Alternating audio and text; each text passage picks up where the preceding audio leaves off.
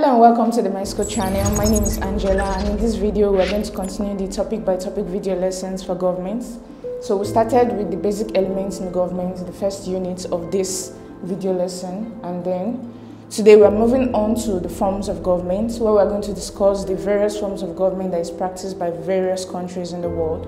We're going to discuss the features, the merits, and the demerits of each of these forms of governments. So please stay with us, don't go anywhere, we'll be right back.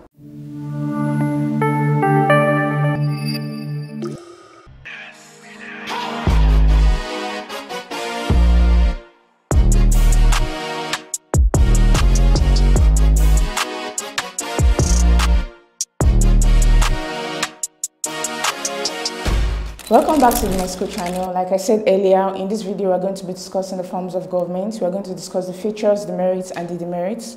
So I've divided this video lesson into two parts. So let's dive right into the first part of the lesson. Alright, so for this video lesson we're going to discuss features, the merits, and the demerits of each of these forms of government. So in the first part we'll discuss some of them, and then in the second part we'll move on to the other forms of governments. So let's begin. Alright, before we begin, here are some important things to keep in mind. Many countries do not adhere strictly to one form of government, but instead utilize a combination of elements from different systems. So an example is that a country can both be a democratic state and practice constitutional monarchy. So it's a combination of two different forms of government. So some countries in the world don't practice just one form of government. You have to keep that in mind when we are going through each of these forms of government. And that thing to keep in mind is that some forms of government, such as feudalism or absolute monarchy, are no longer commonly practiced in their original forms. However, their historical influence and legacy can still be observed in modern political systems. So feudalism, absolute monarchy is not commonly practiced these days, but some elements of it can still be found in various systems of government in the world. And that thing to note is that some forms of government share similarities to the extent that they may be almost interchangeable or exhibit overlapping characteristics. An example is autocracy and totalitarianism. Sometimes we may confuse these two elements together because they share similar features, but it's important to know that there are some distinctive features for each of these forms of government, and we're going to discuss that in this video. So now let's move on to the first form of government. We're going to start with anarchy. Anarchy refers to a state of disorder or absence of a recognized government or authority structure. So in a society where there is no government, there is anarchy. So this form of government is not a regular form of government. It is not practiced by countries of the world. It is kind of like a cautionary tale. Things that different governments of the world should prevent from happening in their society, because without a government, there will be lawlessness, there will be chaos in that society. So anarchy can also describe a state of lawlessness or political disorder resulting from the absence of governmental authority in the society. For example, when a city descends into chaos due to the breakdown of law and order, it can be said to be in a state of anarchy. So when there is a transition from one form of government to another, during that period of transition, there's usually a state of anarchy, a state of lawlessness and disorder. People no longer respect the laws of the previous government as they are moving on to the next one. So during that period, there is a state of anarchy, but it's not a form of government that has been practiced in any country of the world in recent times.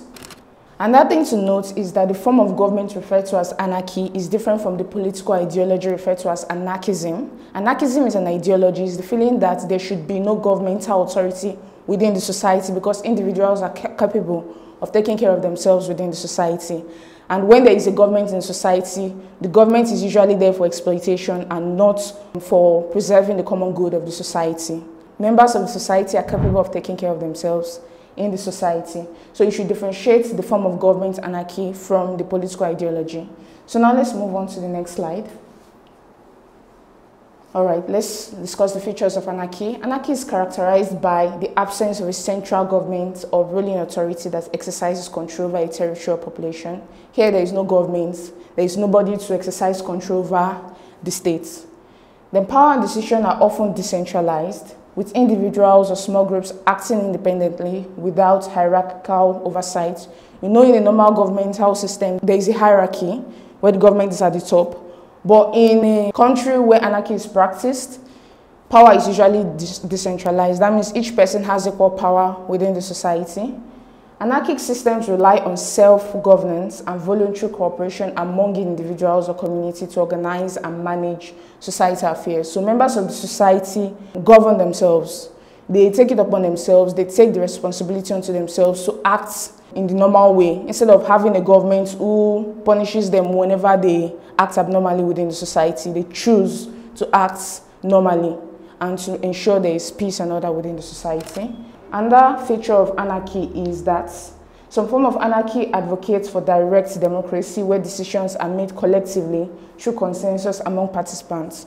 So in a country where anarchy is practiced, members of society come together to make decisions for themselves. And, like with democracy, majority carries the vote. When there is a consensus, a majority agreeing on a particular issue, that's the way things will go in the society. So direct democracy is usually practiced in some form of anarchy. Another feature of anarchy is that anarchic systems typically promote horizontal power structure. Again, there is no hierarchy. Power is distributed evenly among members of the society. Authority is distributed equally, rather than concentrated in a few hands. So these are the features of anarchy. Let's move on to the next slide, where we're going to discuss the merits of anarchy. One of the merits is individual freedom. Anarchy can promote individual freedom and autonomy and allow people to make decisions and live according to their own values without external coercion. So in a particular society where anarchy is practiced, everybody has the freedom to act in a way that they feel they should, right? There is no government who tells them how to act in the society. And so there is freedom in that society, freedom to act according to your own values and not the values of the government or whatever the government tells you to do. So another merit of anarchy is decentralization of power. So power is no longer concentrated in the hands of a few individuals within the society, but it is distributed equally among members of the society. This is another merit of anarchy. Another merit of anarchy is innovation and creativity. Without rigid hierarchies or established norms, anarchy may foster innovation, creativity, and diverse perspectives in problem solving and decision making. So unlike other societies of the world where the government tells you how to act in society, and in that kind of system, it stifles creativity, prevents you from acting the way you want to act and doing things that you love to do. So it reduces the amount of creativity that you put out into the world. But in a system where anarchy is practiced, you are free to be creative, to be innovative within that society. So another merit of anarchy is community cooperation. Anarchy encourages voluntary cooperation. This time around is not involuntary. The government is not forcing you to cooperate with other people, but rather you are choosing to cooperate with other people. It also encourages mutual aid within communities and fosters solidarity and collective action for common goals. So you decide the goals among each other and choose to act according to the goals that you've set in the society. The government is no longer forcing you to do what you have to do or what you should do in the society. So these are the merits of anarchy. Let's move on to the demerits of anarchy. So one of the demerits of anarchy is the potential for chaos. So anarchy can lead to chaos, disorder, and conflicts where there are no established rules, institutions, or mechanisms for resolving disputes. You know that the function of government is to resolve disputes within the society, especially when the rich is oppressing the poor or the strong is oppressing the weak. So when there is no government, there is a potential for chaos. The rich and the strong can do whatever they want to do to the weak and the poor in the society. So this can lead to chaos and the breakdown of law and order in the society. Another demerit of anarchy is security concerns. Without a centralized authority, anarchy may struggle to provide effective security, law enforcement, and protection of individual rights. We understand that another function of government is to provide security for all citizens. And without a government, there is no security. When you say anybody can choose to do whatever they want to do in society, some people can choose to do the wrong thing, and that can affect those people that are trying to do the right thing. And so there is no security. There is nobody to lay down the law to say that you are not allowed to do this because there is no law in the society. So this is a demerit of anarchy. And that demerit of anarchy is the risk of tyranny of the majority. So direct democracy and anarchy may pose risks of the tyranny of the majority, where minority voice and rights are disregarded or oppressed. So, they practice direct democracy where they have to build a consensus, a majority who agree on how a particular issue should be addressed in society. And when there are minority views, they do not regard the minority view. So this can be a demerit for anarchy. But in a system where there is a government, they also pay attention to minority views and try to incorporate them into the society. But without government, this is not so. So this is a demerit of anarchy. And that demerit is social fragmentation. In the absence of cohesive governance, anarchy may lead to social fragmentation, factionalism, and struggles for power or dominance among different groups or individuals. Power always exists in society, whether there is a government or there is no government. And so, when people try to enforce their beliefs, their values onto other people, it can lead to social fragmentation because people may choose to believe those values and ideals and they will separate. They'll say, okay, this is a certain group of people and it's different from other group of people. That's social fragmentation. There will be different factions within the society and there is no government to ensure there is law and order within these various factions that has been formed in the society. So this can be a demerit of anarchy. So now let's move on to the next slide. Now we're moving on to another form of government, aristocracy. So aristocracy is a form of government in which political power and authority are vested in a hereditary ruling class or a privileged elite. So it's a form of government where the intelligent, the morally upright are the ones ruling the society. And that thing to note is that it is hereditary. It is passed on from one generation to the other. All right. So aristocracies are comprised of individuals considered best fit to rule because of their nobility. So when we're talking about nobility, we're talking about the level of moral and intellectual superiority that is assumed to have been genetically passed down through family lines. So this form of government is practiced in different European societies during those days. The French society, the British society, the German society, and so many other European societies. So the term aristocracy is derived from the Greek words aristos, which means best, and kratos, which means rule or government. So in aristocracy, the best rule. So it's also known as best government. So you can see that those who have some form of moral or intellectual superiority are those who have the power within that society. Let's move on to the features of aristocracy. One of the features of aristocracy is membership in the ruling class is often passed down through generations. It is hereditary. And that feature is that society is often divided into social classes, with the aristocracy occupying a higher and privileged position. When we're talking about social classes, we're talking about the upper class. They usually refer to them as the aristocrats in the society. They're the ones with the economic power, the power to make decisions within the society. They have all of this at their disposal. And those who belong to the middle class or the lower class do not have this. And so they are not able to influence their lives in a positive way within society. So there is social classes within that particular society. And that feature of aristocracy is that political power tends to be concentrated in the hands of the few elites, with little to no participation in governance by the larger population. So these best people within the society are very few. They are not as many as those people that occupy the middle and the lower classes in the society. And so power is concentrated in the hands of these few people within that society, and the majority are not allowed to make any decisions within the society.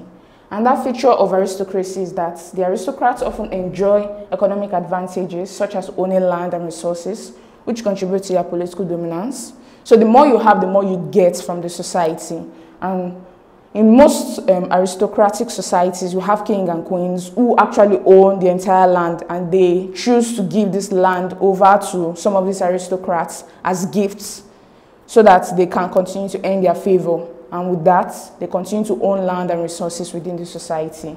And that feature of aristocracy is that decision-making is often made by the privileged class, and these decisions tend to favor them over the larger populace. When you have the power to make decisions, most of the time, you make decisions that suit your own interest, and you do not regard those that are below you. So with that, the larger populace are not allowed to make decisions, and the decisions that are made do not favor them. So these are the features of aristocracy. Let's move on to the merits of aristocracy. One of the merits is stability. So in aristocratic society, there is some form of stability by maintaining a traditional social order. The hereditary nature of leadership can contribute to the continuity and long-term stability within the society. This is unlike a democratic society whereby things change very, very often, and sometimes most of this democratic society are hijacked by other forces. But with an aristocratic society, there is stability within that society, and things do not change over a long period of time. And that merit of aristocracy is experienced leadership. Members of the aristocracy often receive education and training. So when you think of, in the European society where we have dukes and duchesses and their children go to elite universities like Oxford and Yale and those big universities, they go there to learn about how to continue on the family business. And so they also receive training from their parents who tell them how to rule when it becomes their turn. So all of this helps them to become experienced leaders rather than the leaders we have in some of these modern forms of government. So another merit of aristocracy is the preservation of culture and tradition. Aristocracies may prioritize the preservation of cultural values and traditions, and this provides continuity in societal norms and practices. Sometimes people prefer the comforts of customs and traditions. And so when that comfort continues to stay, there is a level of security felt by the citizens. So this can be a merit of aristocracy. Another merit of aristocracy is efficient decision-making. A small ruling class may lead to faster and more decisive decisions. This can be different from a democratic society, where so many people have to agree on a particular issue before anything can be done. So in an aristocratic society, only a few people have to agree. And once they agree, immediately that decision comes to fruition. So these are the merits of aristocracy. Let's move on to the demerits of aristocracy. One of such demerits is that it is not based on merits. Aristocracies are often criticized for being based on hereditary privileges rather than individual merit or competence. This can lead to leadership that may not be the most qualified. So sometimes the children of a particular aristocrat may not be as intelligent as their father or their predecessor, and so this can be a demerit for this form of government. And that demerit of aristocracy is social inequality. Aristocracies tend to favor those higher up the social ladder, so this leads to significant inequality between the ruling class and the rest of the population. And that demerit is resistance to change. There is this rigid structure among the aristocratic societies and may resist social and economic changes that could benefit the broader population, and this resistance can hinder progress and innovation. So with all of this, people who are creative, who believe that they can do better in the society, better than these aristocrats, may not have the opportunity. And so there is usually no change within that society. And that demerits of aristocracy is limited representation. The majority of the population may have little to no representation in the decision making. You understand that it's only the few who have the power to make decisions in the society. And so most of the members of this aristocratic society cannot do anything. Their opinions, their ideas, their values, they cannot be represented when decisions are being made about them in the society. So these are the demerits of aristocracy. Now let's move on to the next slide. All right, so we're going to look at a model example of aristocracy. Remember I said that aristocracy was practiced in the European societies in the Middle Ages. So one of such examples is France. So before the French Revolution in 1789, it's important to note this particular event in history because it is a very transformative event. So before the French Revolution in 1789, aristocracy was practiced in France. So membership in the aristocracy was primarily inherited because some individuals gained titles through royal appointments, purchase, or marriage. So these are the means by which you can become an aristocrat in the French society. Through royal appointments, the king or the queen can decide to say, okay, here, you are one of the aristocrats. I offer you this land and I offer you these resources. You become one of them.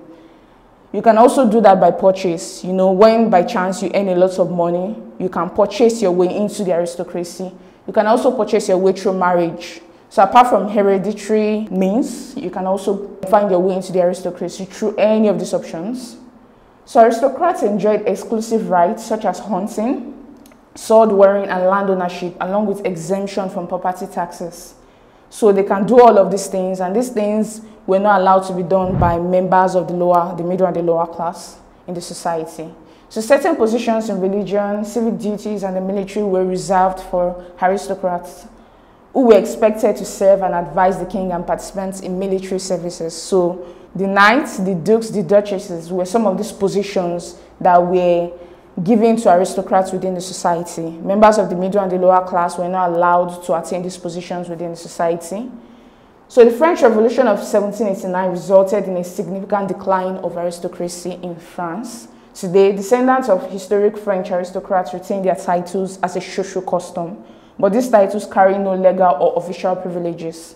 So they are not given land again like they used to in those days, and all this exemption from property taxes and all the exclusive rights that they enjoyed during those days, they do not enjoy them now, but they still hold those social titles that were given to them during that time.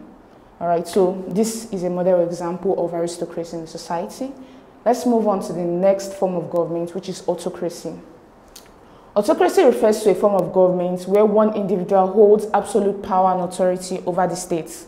So it's a rule by one. One person rules the entire population. So this leader or autocrat makes all major decisions without any meaningful checks or balances from other branches of government or the populace. So in this system of government, the dictator, the leader, the autocrat do not have to listen to other people whenever he or she is making decisions within the society. There is no form of checks or balances, as you can see in some democratic societies of the world. Autocracies have existed since ancient times, from kings and emperors to absolute monarchs and dictators such as Julius Caesar, Louis XIV, and Kim Jong-un. We are familiar with Kim Jong-un. He is the president of North Korea. He can also be regarded as an autocrat. So now let's move on to the next slide, where we discuss the features of autocracy. One of such features is all significant political power is concentrated in the hands of a single leader or a small group. And this leads to centralized decision-making. Just like the president of North Korea, the political power is concentrated in his hands and in the hands of a few elites that he has selected from members of the society. Autocrats often rule by force, fear, propaganda, and censorship. So when we're talking about propaganda, we're talking about those lies that the governments have put in the minds of the citizens to make them believe that things are okay. That's what propaganda is. Censorship is controlling the media, preventing the media from saying the truth. So when you prevent the media from saying the truth or telling the citizens about how things are actually going, you are censoring them. So in an autocratic society, all of these things are tools that the autocrat uses to keep the citizens in line. So they suppress any opposition or dissent and violate human rights and freedoms within that society. So citizens have limited or no involvement in the decision-making process, as political power is usually restricted to a select elite chosen by the autocrats.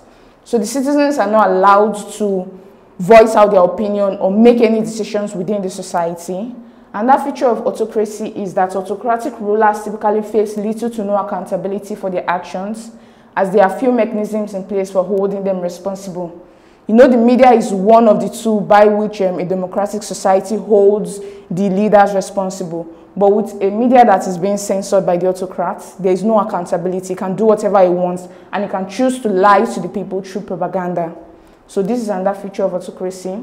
The media is often controlled or heavily influenced by the ruling leader, who controls public perception and limits the flow of dissenting viewpoints.